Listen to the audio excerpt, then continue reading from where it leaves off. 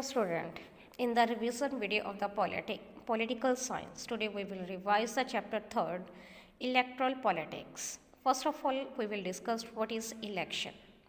Election is a mechanism by which people can choose their representative at regular intervals and change them if they wish to do so. How a representative is elected, we will revise in this video. Community and a country with large number of people, every citizen cannot participate in the decision making process that due to the lack of the time and the knowledge. In most democracies, people rule through their elected representative. Age, experience, knowledge, or education cannot be criteria to choose representative in a democracy, as there is a difficulty in deciding on who is more experienced or knowledgeable. So, election is a mechanism by which people can choose their representative at regular intervals and change them if they wish to do so.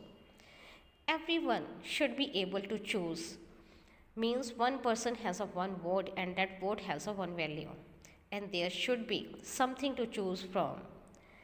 The candidate also preferred by the people should get elected, and the choice to choose representative should be offered at regular intervals. And election should be conducted in free and fair manner. Then an election should become an democratic elections. And for politic competitions, electoral create a feeling of disunity and affectionism. It leads to party politics, where political parties and leaders level allegations against each other. And sometimes parties and candidates also use dirty tricks to win elections. So, electoral fight does not allow sensible long-term policies to be formulated. And some good people do not like to enter this arena to avoid unhealthy competition. Elections which are held in all constituency at the same time, either on the same day or within a few days, are called general elections. And sometimes elections are held only for one constituency to fill vacancy caused by death or the resignations. And for the purpose of election, the country is divided into small areas, and these areas are known as the electoral constituencies. And the voters who live in the area elect one representative. And in open electoral competition, certain weaker section may not stand a chance to get elected to the Lok Sabha and the state legislatures. So candidate may not have the required resources, education, and the contacts to contest elections. In an SC reserved constituency, only someone belonging to the scheduled caste can stand for the elections. And in ST reserved constituency, only someone belonging to the scheduled tribe can stand for the elections. And 1/3 of the seats are also reserved in rural and urban local bodies for the women candidates.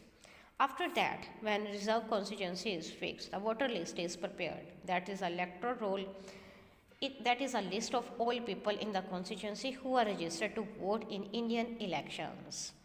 And after that, any Indian citizen who is registered as a voter and is over 25 years of age is allowed to contest election to the Lok Sabha or the state legislative assembly. And for the Rajya Sabha, the age limit for the 30 years. After that, the main purpose of election is to give people a chance to choose a representative, the government and the policies they prefer. Therefore, it is necessary to have a free and open discussion about who is better representative and which party will make a better government or what is a good policy. And this is what happens during election campaign. During the election campaign, the political parties and contesting candidates are expected to abide by a model code of conduct that evolved by the Election Commission on the basis of a consensus among political parties. The model code of conduct lay down broad guidelines as to how the political parties and a candidate should conduct themselves during the election campaign. Polling is normally held on a number of different days in different constituencies to enable the security forces and those monitoring the election to keep law and order and ensure that voting during the election is fair. And after nomination of candidate is complete, the returning officer prepare a list of competing candidates and a ballot paper are printed. The final stage of an election is a day when the voter cast or poll their vote. That day is usually called the election day.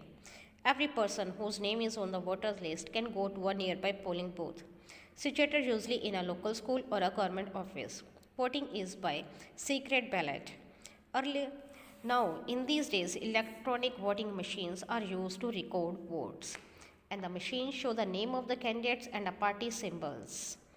Independents to have their own symbols allotted by election officers. After the polling has finished, the votes are counted under the supervision of the returning officer and observed appointed by the election commissioners.